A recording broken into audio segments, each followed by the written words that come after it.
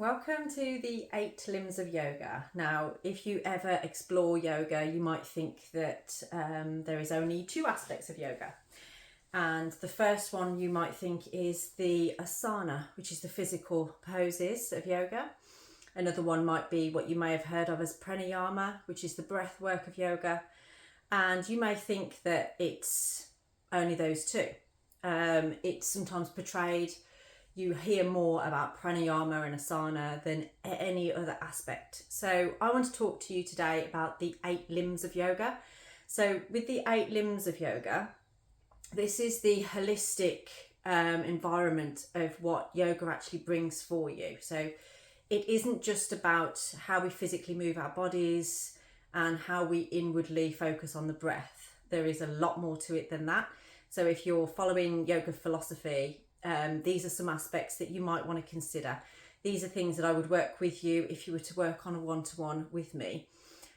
So the 8 limbs, you might think of it as sort of like a wheel almost, that's constantly moving. So we start with number 1, which is the yamas.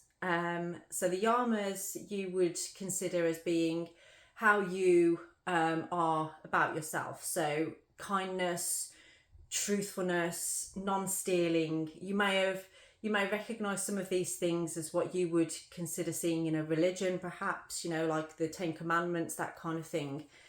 Basically being a good person, so being generous, being kind, telling the truth, not stealing. They're all aspects of the yamas, and that is the first part. So when you first explore yoga, you may find yourself kind of adopting these, wanting to be more of that kind of person, wanting to be more generous, wanting to be kind, wanting to be truthful. That may actually just automatically be something that you begin with.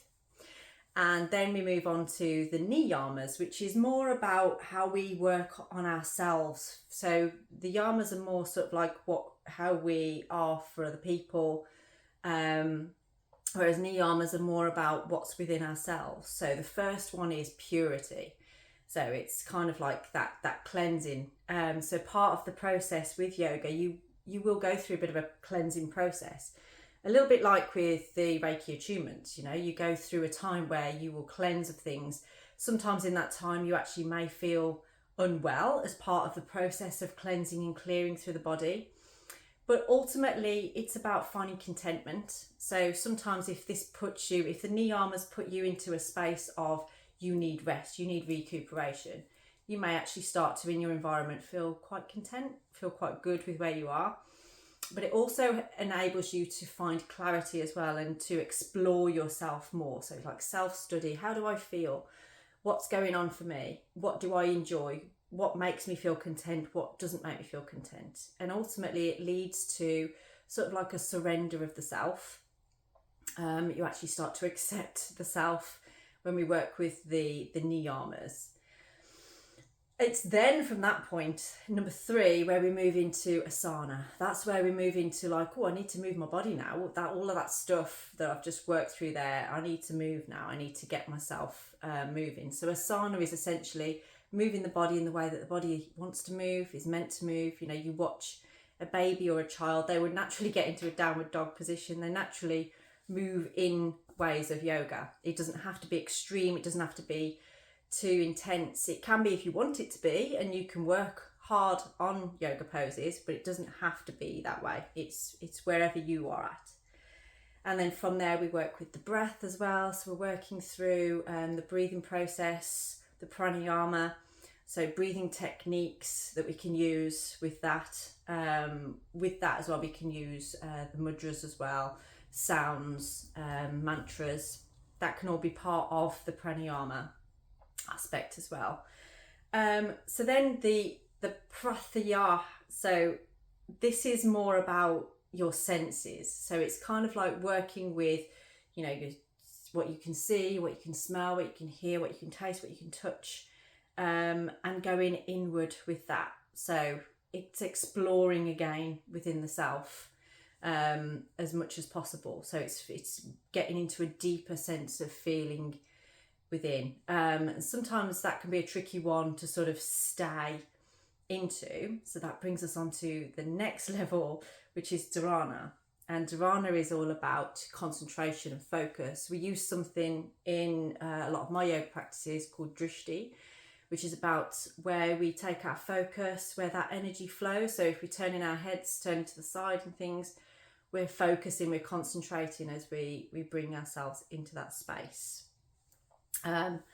So once you get to a point of concentration, there's an element of like, oh, you know, you have to let go. You have to let go of things. So it's like, I've worked through this, I'm focused, I've put my attention into this, now you've got to let it go. Let it go. Try and move away from whatever it was so you can fully just sort of be like, freedom. You know, I don't need to do anything right now. Just drop in the effort. Allow yourself to just be present. And then that brings us round to the 8th limb, which is the sandhi. And that's just being in constant harmony with yourself. And what we find as human beings, just as a being in general, is we can't just stay in a state, a constant state. Like, you're never constantly happy, you're not constantly sad, you're not constantly anything. You are always moving round. So that's what the 8 limbs are about. You might be up here in this limb, number 1 in the yamas, or you might be in the niyamas. You might decide, I'm going to look into asana practice today, or I'm going to work on my generosity or my kindness.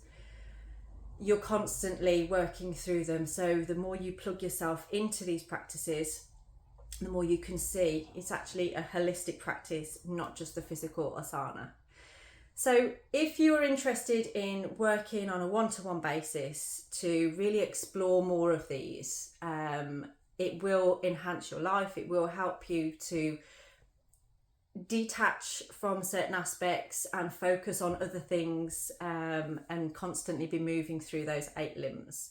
So if you're interested in knowing more about this, I'm offering some consultations throughout December. So please do get in touch, and I'll speak to you very soon. Namaste.